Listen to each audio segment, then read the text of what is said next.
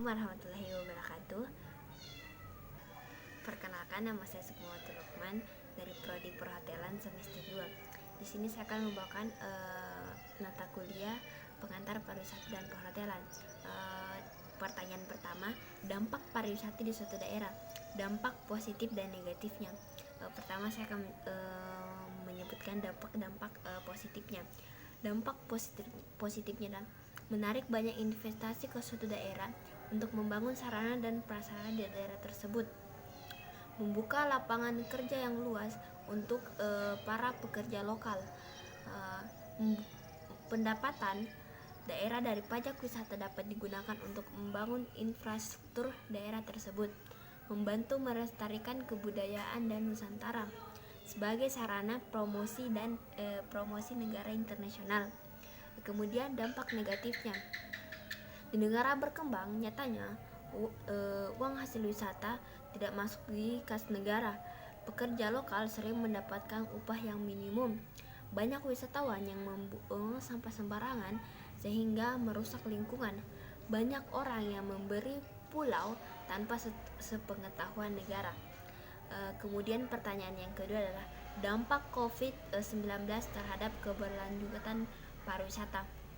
Pertama, dukungan kepada industri dan pelaku pariwisata dapat berupa pembebasan biaya BPJS, pengurangan biaya listrik, air, dan sewa. 2. Dukungan anggaran.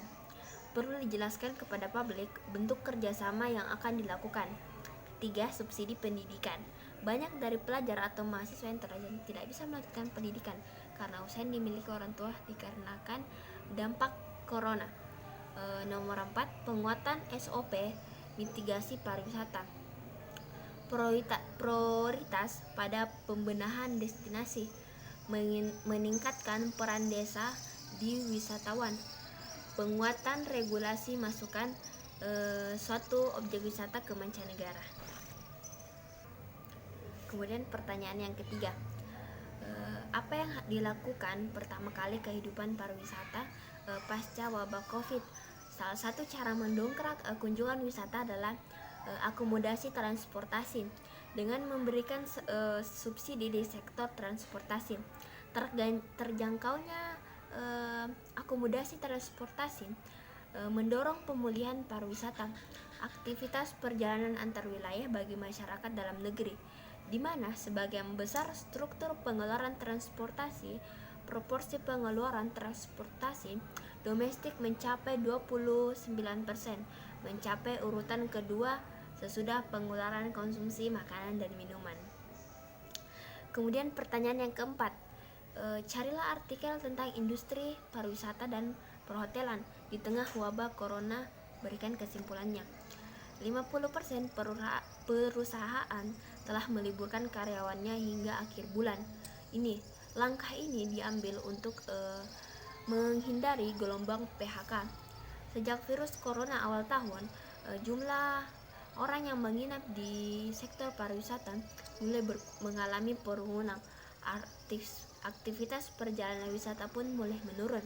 Pengusaha pun melakukan efisiensi dengan hari kerja dikurangi, ada juga berganti masuknya, ada juga mulai minggu meliburkan total karyawannya. Kemudian pertanyaan yang kelima, apa harapan kalian sebagai generasi penerus industri pariwisata dan perhotelan? Seharusnya masyarakat luas dan harus dirasa nyaman dijangkau oleh masyarakat luas dan harus dirasa nyaman bagi seluruh elemen masyarakat. Pengembangan akses wisata seharusnya dilakukan sebelum daerah itu benar-benar berkembang, tetapi keadaan di lapangan berbeda. Pengembangan akses tetapi keadaan di lapangan berbeda.